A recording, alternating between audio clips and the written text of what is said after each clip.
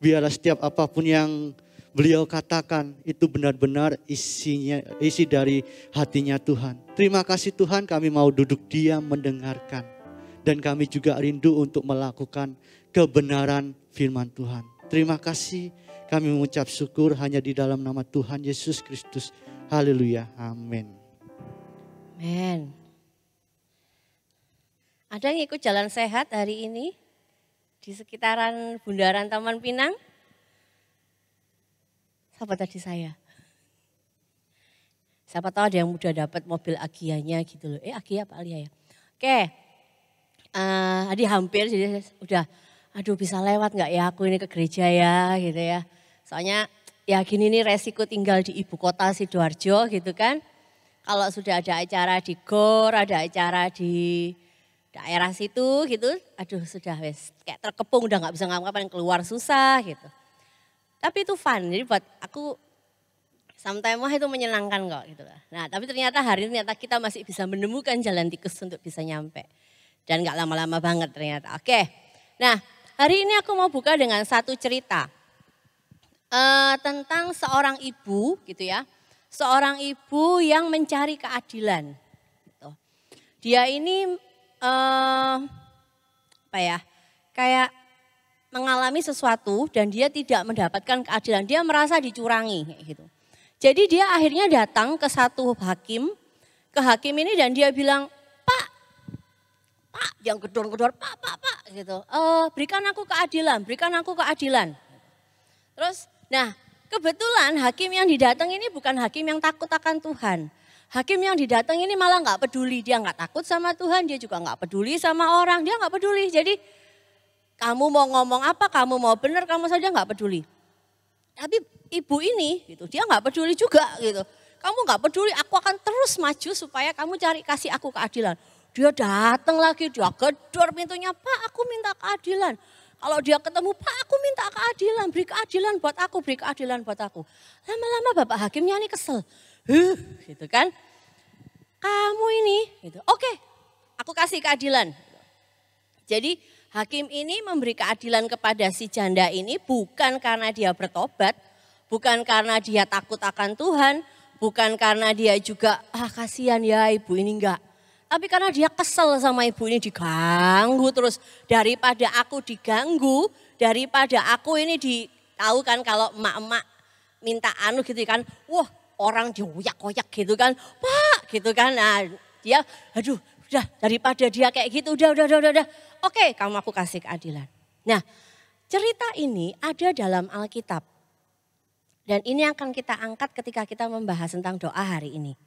Jadi, dalam Lukas 18 ayat yang pertama sampai ayat yang ke-8 itu dikatakan ada seorang janda di sana. Dan janda ini minta keadilan kepada seorang hakim. Nah, yang menariknya adalah perumpamaan ini yang diberikan Yesus ini dibuka dengan ayat yang pertama gitu ya. Yesus mengatakan suatu perumpamaan kepada mereka untuk menegaskan bahwa mereka harus selalu berdoa dengan tidak jemu-jemu. Jadi perikop ini, perumpamaan ini dibuka dengan ayat itu. Tapi ketika dalam perjalanannya gitu ya, ketika kita melihat kisahnya si janda tadi, terus juga di ayat yang ke-7, di ayat yang ke-8, Yesus kan sering kan dia buat satu cerita, dia buat satu perumpamaan, terus di ending dia kasih value-nya, dia kasih alasannya, dia kasih maksudnya itu apa. Nah di sini juga Yesus katakan, di ayat yang ke-7 sampai 8a dikatakan begini, tidakkah Allah akan membenarkan orang-orang pilihannya yang siang malam berseru kepadanya? Dan adakah ia mengulur-ngulur waktu sebelum menolong mereka? Aku berkata kepadamu, ia akan segera membenarkan mereka. Nah, kalau dari ini tadi dari apa ya? Kayak kesimpulannya, Tuhan itu nggak pernah ngulur waktu. Tuhan itu nggak pernah aku capek ini tadi habis jawab doanya si A, si B, dengerin curhatnya si C, dengerin ngomelannya si D, aduh pegel aku, Ini yang kamu nanti ya tunggu antrian ya, tak break dulu, healing dulu, ya bentar. Gak pernah. Ternyata Tuhan itu ketika kita berdoa, Tuhan itu langsung memberi jawaban. Ketika kita bertanya sama Tuhan, Tuhan itu langsung jawab. Gak pernah dia ngulur-ngulur waktu. Masalahnya, jawabannya Tuhan itu ada 3. No, aku punya yang terbaik. Yang kedua, ya, sekarang langsung dikasih. Yang ketiga, ya, tapi tunggu ya. Nah, seringkali kita itu ketika sampai di jawaban Tuhan yang ketiga, kita merasa Tuhan belum jawab doa. Karena ada masa penantiannya. Jadi kayak, tapi ternyata Tuhan itu nggak nunggu untuk jawab kita, untuk nulungi kita itu nggak pernah nunggu. Dia selalu langsung. Dia nggak pernah terlambat dan dia nggak pernah mengulur waktu. Nah, cuman kalau Tuhan nggak pernah berlambat-lambat, kenapa di ayat yang pertama dikatakan bahwa mereka harus selalu berdoa dengan tidak jemu-jemu. Kan sekali aja cukup. Sekali loh Tuhan jawab, sekali loh Tuhan itu sudah kasih pertolongan. Buat apa kita berdoa dengan tidak jemu-jemu? Bahasa Inggris katakan berdoalah dengan consistently, dengan konsisten. Never quit, gak pernah berhenti. Kenapa? Kan sudah dijawab sama Tuhan. Wong sekali doa loh sudah beres. Kenapa Tuhan perlu membuka perumpamaan ini dengan perkataan berdoalah dengan consistently, berdoalah never quit gitu loh. Kenapa? Jawabannya di ayat yang terakhir. Di Lukas yang ke-18 ayat yang ke-8b. Kita baca ya, udah ada ya, oke. Akan tetapi jika anak manusia itu datang, adakah ia mendapati iman di bumi? Tuhan pertama bilang, kamu harus konsisten berdoa. Kamu nggak boleh berhenti berdoa. Oke, akhirnya dari situ dapat kesimpulan nih di ayat yang ke-7 sampai 8a. Tuhan itu nggak pernah menunda waktu. Tuhan itu selalu cepat menolong, nggak pernah terlambat. Jalan lagi di ayat berikutnya. Bilangnya apa? Adakah iman ketika anak manusia itu datang? Tadi doa, terus penutupnya iman. Kenapa Tuhan nggak selesai di kesimpulan ini tadi aja? Tuhan itu nggak pernah menunda, stop. Enggak, Tuhan itu belum selesai. Adakah anak manusia itu akan mendapati iman? Kenapa? Karena doa selalu berhubungan dengan iman. Tuhan itu nggak pernah telat, Tuhan itu nggak pernah menunda, benar. Tapi di dalam perjalanannya kadang kita harus menunggu penggenapan janji Tuhan, benar. Lalu masalah itu juga nggak datang cuma sekali seumur hidup.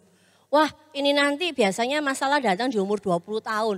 Begitu ada masalah jeder, wah selesai sudah, hidupku sudah nyaman untuk sampai seterusnya. Enggak, masalah itu akan datang setiap hari, benar. Enggak perlu gede, masalahnya itu kadang simple, ban gembos gitu kan. Waktu harus cepat-cepat sudah telat, gembos lagi di tengah jalan. Terus nyorong udah dandan keren-keren pakai parfum, keringetan sudah, baju blepotan gitu. Nggak nemu tukang tambal ban. Jalan lagi sampai jauh, akhirnya telatnya nggak cuma 5 menit, telatnya 5 jam. Dan nyampe kantor, bosnya nggak mau tahu, aku nggak mau tahu. Sudah kamu dipecat hari ini. Simple cuma gara-gara ban gembos. Terus atau bisa jadi sudah ngerjain PR, lah kok ketinggalan di rumah. Ke sekolah nggak bawa PR, itu masalah kan. Masalah itu nggak perlu yang gede yang buat kamu jadi kurus gitu. Enggak, ada banyak masalah. Ada banyak hal gitu loh. Nah, ketika masalah itu datang, ini yang Tuhan mau bilang. Kenapa kita perlu berdoa?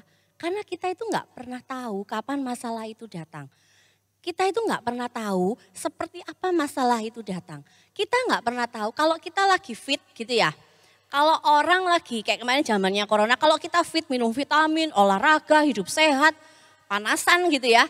Ya kamu sehat, fit oke. Tapi ketika kamu mungkin mulai capek karena pekerjaan, akhirnya mulai imunnya drop, kamu bisa gampang kena penyakit. Nah kita itu nggak pernah tahu gitu loh. Kita itu nggak pernah tahu. Berdoa, curhat sama Tuhan, that's one thing. To pray is one thing. But to keep in faith, that's another thing. Jadi kamu berdoa itu satu hal. Tapi untuk kamu mempertahankan imanmu dalam perjalanan hidupmu itu lain hal. Kamu nggak bisa berdoa sekali, imanmu jos sampai kekekalan. Nggak bisa. Sama seperti masalah itu datang tiap hari, kenapa kamu juga harus berdoa? Kenapa kita harus berdoa setiap hari? Kita itu kalau kita lagi genah gitu ya, dalam tanda kutip saya bilang aku genah waras gitu. Ketika ada masalah, enggak kok Tuhan itu baik, enggak apa-apa, Tuhan itu baik, Tuhan itu sanggup melakukan segala perkara. Tidak ada yang mustahil yang tidak dapat dilakukan oleh Tuhan. I can do all things through Christ. Tapi ketika enggak waras nih, kayak tadi Cik Christine bilang lagi enggak benar. Aduh Tuhan, hidupku sorot banget sih Tuhan, dulu itu beneran aku nih gak disayang loh sama mama papa Tuhan, aduh ya ampun aku ini anak adopsi kali ya, apa anak dari mana gitu kentir kali ya, terus diambil, aduh padahal masalah cuma sepele, tapi karena gak genah gitu ya, karena gak dalam kondisi fit gitu. Kita itu jadi masalah yang cuma segini, tapi jadi gede banget. Nah,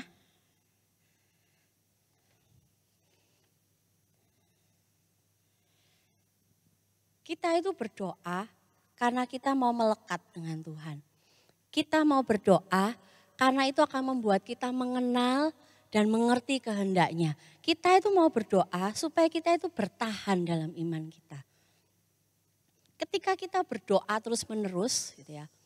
Oke sebelum aku lanjutin, aku mau panggil 3 teman gitu ya. Ada Kerry, ada Yoel, ada Ivan. Maju ke depan dong. Oke, manusia itu terdiri dari 3 bagian. Ada tubuh, ada jiwa, dan ada roh.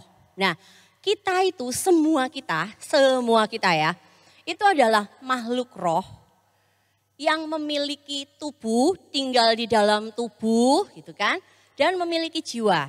Jadi enggak ada nih di antara kita sekarang nih ya, yang cuman jiwa tok datang, duduk di gereja enggak ada. Atau cuman rohnya tok gitu, enggak ada. Atau cuma tubuh dan jiwa tapi rohnya ketinggalan di rumah, enggak ada. Setiap kita kemanapun kita pergi kita akan selalu bawa 3 bagian ini, roh, jiwa dan tubuh. Nah kita kadang mikir jiwa itu adalah inti hidup kita gitu kan, inti hidup, enggak. Tapi roh itulah core kita, inti kita. Kenapa? Karena roh itu yang berasal dari Allah. Roh itu yang nyantol sama Tuhan. Jadi roh itu yang adalah bagian penting dalam hidup kita. Yang paling penting dalam hidup kita. Nah contohnya nih. Oke, kamu sebelah sini. Ini Kerry. Ya. Ini contohnya tubuh. Tubuhnya. Nah ini ceritanya jiwanya ini. Oke. Nah ini rohnya ini. Nah oke. Nah. Ketika masalah itu datang gitu ya, ketika masalah itu datang, kita kan kadang kita itu bisa kena tubuh, kamu dipukul orang gitu kan, kena tubuh kan, atau kamu ditabrak orang, kena tubuh kan, tapi jiwa itu ya kena, bener? Wah aku marah, awas kamu ya, aduh aku terluka, aduh kok digituin sih, kamu terus sudah aku sayang dengan segenap hati, kenapa kamu kayak gitu? Nah, jiwa kena, ya toh? Jadi tubuh sama jiwa ini bestie banget. Bestie. Nah, tubuh sama jiwa ini bestie. Yang kita lupa itu yang ini. Si rohnya kita. Dia itu ada. Cuman kadang nih, jauh banget. Jangan jauh-jauh, kamu tetap sini. Nah, yang ini bestie banget. Kalau yang ini terluka, ini langsung, ya memangnya kamu itu, gitu, ayo gegeran. Ini. 2 ini bestie. Yang ini agak jauh. Karena di dalam banget gitu kan ya. Kan ada yang bisa lihat roh, jarang kan. Nah yang ini bestie. Kalau yang ini terluka, yang ini bisa, awas ya kak aku temu DE ya. Mau aku. Kalau ini yang terluka, jiwanya yang terluka, tubuhnya pun itu akan bereaksi. Nah yang sana kejauhan kadang. Kita nggak tahu. Tapi tahukah kalian bahwa ini roh kita itu yang paling nyantol sama Tuhan. Roh kita itu yang gampang connect sama Tuhan. Roh kita itu paling gampang dengar maunya Tuhan. Roh kita itu ya, yang paling bisa nangkep kehendak Tuhan itu ya roh kita. Kalau kamu waktu penyembahan terus nggak ngerasa apa-apa, itu masih di sini, di jiwa. Belum di sini. Kalau penyembahanmu sudah nyampe di roh, nggak mungkin kamu akan bilang nggak kerasa apa-apa. Kayak tadi J. Christine bilang, nggak mungkin. Kalau imanmu masih di jiwa, kamu pakai iman, kamu punya iman karena apa yang kamu lihat. Oh Tuhan sembuhkan, haleluya, Tuhan itu berkuasa. Kalau ketika Tuhan gak sembuhkan, Tuhan ini sungguh ada apa enggak? Ketika Tuhan menolong, oh puji Tuhan, yang sana lompat-lompat. Wah ibadah, wah Tuhan itu baik, Tuhan itu baik. Akhirnya wah. Tapi ketika misalnya duitmu habis gitu kan, belum akhir bulan, ada cicilan, yang sini datang sambil gini. Yang ini, aduh tambah depresi. Nah. Dua ini bestie, yang ini kadang gak kebawa. Nah ketika masalah itu datang, ya aku tadi bilang, masalah itu paling sering menghantam itu ini sama ini. Kalau yang sana itu bahkan iblis pun itu, kalau kamu gak membuka perjanjian dengan iblis ya, sana juga enggak. Tapi yang ini itu paling gampang kena. Nah ketika kita berdoa, aku kalah tinggi ya. Ketika aku berdoa, berlutut nih, ini nggak harus berlutut ya. Jadi kalau kita bilang on bended knees, pertama ya itu merupakan postur berdoa gitu kan. Tapi itu juga merupakan sikap hatinya kita. Ketika kita berlutut, kita menekuk lutut kita ke bawah, itu artinya kita menaruh diri kita itu di tempat yang paling rendah dan menaruh Tuhan di atas tempat yang paling tinggi. Kita menaruh ketidakmampuan kita menyadari dan menerima, iya memang aku ini enggak mampu dan kita menaruh Tuhan di tempat yang semestinya karena dia Allah yang mampu. Ketika dia berdoa, kamu sini. Nah ketika dia berdoa, semua jongkok deh. Bisa Van? Oke. Ya, enggak. Oke. Nah ketika ini berdoa ini kan, ini berdoa sungguh-sungguh. Tuhan Yesus aku nih bingung loh mau pilih kampus A atau kampus B. Tuhan Yesus kok gak dapat promosi yang ini kan. Wah gitu kan. Wah dia nangis, waduh Tuhan. Iya Tuhan tolong aku. Dia mikir aku nih harus gimana ya Tuhan, harus gimana. Ketika dia berdoa yang bertambah kuat itu yang ini. Nah, yang tambah kuat tuh yang ini. Ketika dia berdoa dan ketika dia bertambah kuat, dia akan mendekat ke sini. Dan dia akan megang dia akan menguasai tubuh dan jiwa kita. Kalau yang situ berdoa. Nah, ini yang lebih kuat. Tapi kalau enggak gitu ya, kalau misalnya kamu enggak berdoa. Enggak berdoa. Terus ya berdiri. Nah kan ini kuat banget ini. Nah, kalau enggak berdoa, kalau kita itu enggak berdoa, kita ini bakal overthinking. Yang ini yang lebih kuat. Aduh Tuhan ya apa caranya ya. Aduh Tuhan siang malam pagi subuh gak bisa tidur karena mikir yang sana. Gak bisa tidur mikir ya apa ini ya Tuhan. Aduh ya apa ini ya Tuhan aku harus gimana ya. Aku harus gimana ya. Atau mulai aduh Tuhan itu beneran ada ta. Tuhan itu sungguhan ada ta. Ketika kamu gak berdoa. Kan aku bilang ini bestie kan. Ya kan. Jiwa itu punya limitnya.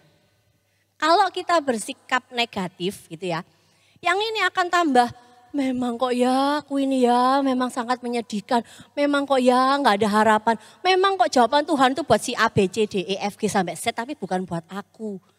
Yang lain itu ditolong aku nih enggak. Aduh aku baca firman saya coba first of the day. Kok nggak jawab kebutuhan ya, aduh gak ngerti aku Tuhan gitu. Tambah ini. Yang sana semakin terpuruk, yang sini semakin terpuruk.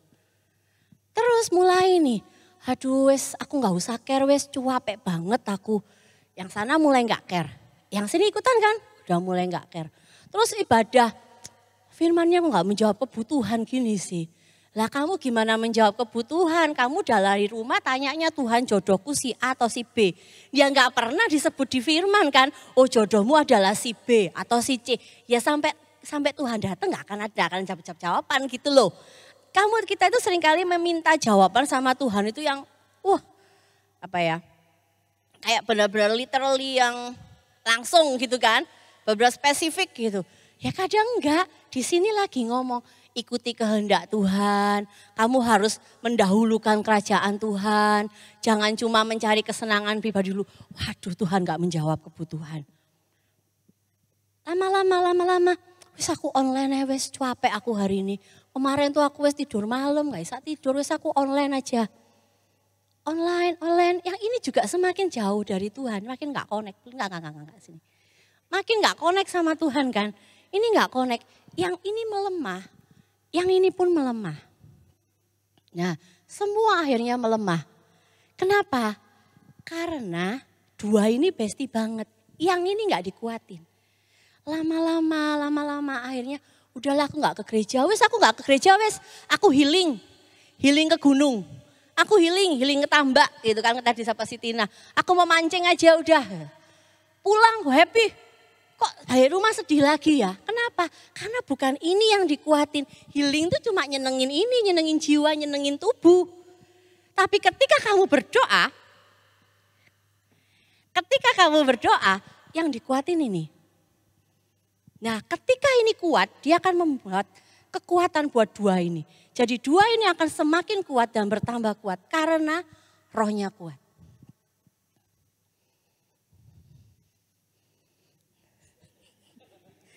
Tunggu di situ ya. Nah, ketika kamu berdoa, kamu menguatkan roh kan. Roh ini akan semakin mengenal Tuhan. Pengenalannya akan Tuhan.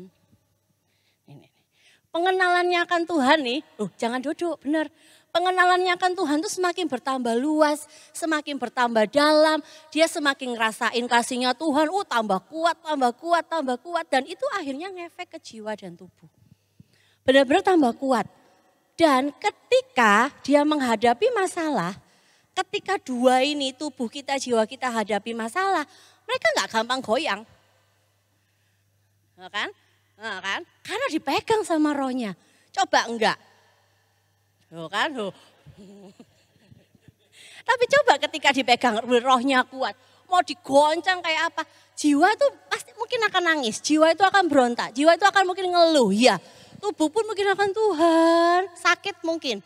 Tapi karena rohnya kuat, mereka nggak akan gampang patah. Imannya nggak akan gampang goyah.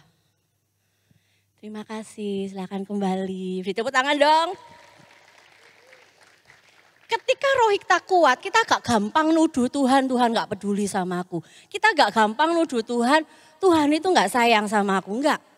Ketika roh kita kuat, maka kita itu akan mengenal, mempercayai hati Tuhan. Kita itu akan melekat dengan Tuhan. Kita itu akan menjadi bertahan dalam iman kita. Ada yang bilang loh ya kita itu harus merespon positif gitu kan. Oh aku pasti bisa. Kalau kamu mengatakan yang positif maka semesta pun akan menjadi positif. Kan pernah dengar kan? Itu cuma di jiwa, cuma di tubuh tapi nggak sampai roh. Karena roh ini hanya terkoneksi dengan Tuhan. Roh ini hanya bisa kuat ketika dia terkoneksi dengan Tuhan. Makanya kenapa firman itu katakan berdoalah consistently, never quit. Kenapa? Karena itu tadi, kita itu perlu membuat roh kita itu semakin positif. Semakin kuat kok positif, semakin kuat. Kamu seminar motivasi, seminar pengembangan diri, beli buku-buku pengembangan diri cuma sampai di jiwa. Tapi nggak sampai di roh, karena roh hanya perlu Tuhan. Roh bisa kuat cuma dengan Tuhan. Kalau kamu nggak kuat rohmu, mungkin kali ini aku bisa, jiwaku kuat, aku pikiranku kuat, aku udah ikut seminar ini, pasti bisa. Iya bisa. Tapi hanya masalah waktu, kamu akan kolaps. Karena itu tadi, karena hidup kita terdiri dari 3 bagian. Kita ini bukan makhluk tubuh, kita ini makhluk roh yang tinggal dalam tubuh. Jadi kalau rohmu itu enggak kamu kuatin, rohmu itu enggak kamu perhatikan, tubuh sama jiwamu lemah. Tubuh sama jiwamu akan goyang. Dan itu yang Tuhan katakan ketika dia bertanya, adakah anak manusia akan mendapatkan iman? Kenapa? Karena hanya roh kita yang bisa kayak ketika iman itu sampai di jiwaku tadi, kita hanya mendasarkan dengan apa yang kita lihat. Benar? Kalau Tuhan nggak tolong, ya kita jadi nggak bisa percaya. Tapi ketika roh itu ada, ketika iman itu dalam roh kita itu bisa, Tuhan belum tolong. Enggak, Tuhan pasti tolong. Dan Tuhan itu penolongku, aku tidak akan goyah. Ketika kita berdoa. Jadi ketika kita berdoa, kita itu akan semakin menjadi kuat, kuat, dan kuat. Makanya kenapa kita itu perlu berdoa gitu ya. Menjadikan doa itu kesenangan. Kenapa? Bukan cuma karena ada masalah kamu jadi berlutut dan berdoa. Bukan karena kamu kebingungan menghadapi persimpangan banyak pilihan kita baru berdoa. Enggak, kita itu harus berdoa dari hari ke sehari. Kalau menurut yang cerita janda tadi, siang dan malam. Senantiasa, never quit. Kenapa? Karena roh kita itu perlu terkoneksi dengan Tuhan untuk menjaga jiwa dan tubuh kita itu waras. Kuat. Karena hanya iman yang bisa membawa kita tetap menyenangkan Tuhan. Aku gak panjangin firman Tuhan. PAW bisa maju ke depan.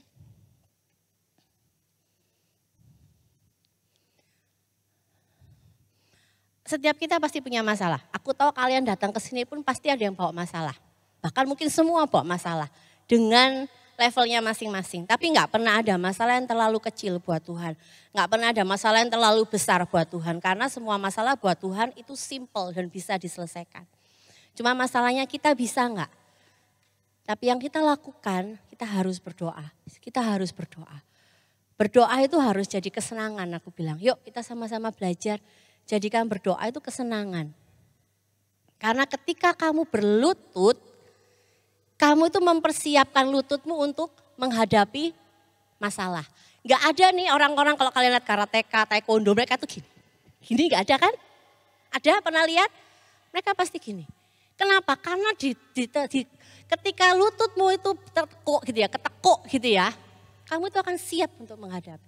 Kamu punya kuda-kuda yang kuat. Tapi kamu kalau gini, gampang kamu entah itu dipatahkan di sini, entah kamu jongkrakno gitu ya, kamu didorong itu akan gampang jatuh. Tapi ketika kamu punya lutut yang tertekuk gitu, kamu akan siap. Dan itu hanya bisa ketika apa? Ketika kamu berdoa, benar-benar memberi dirimu mempercayai Tuhan, benar-benar membawa dirimu tuh, Tuhan aku gak sanggup tanpa Tuhan. Ketika kita berdoa, kita sedang bilang Tuhan, aku gak sanggup tanpa Tuhan. Gak peduli lagi ada masalah apa enggak. Kamu sedang bilang Tuhan, bersertai aku, bersama-sama denganku. Karena aku hanya sanggup dengan Tuhan. Yuk kita mau nyembah Tuhan. Kita mau nyanyikan lagu yang hadiratmu ya. Saya ajak semuanya untuk bangkit berdiri.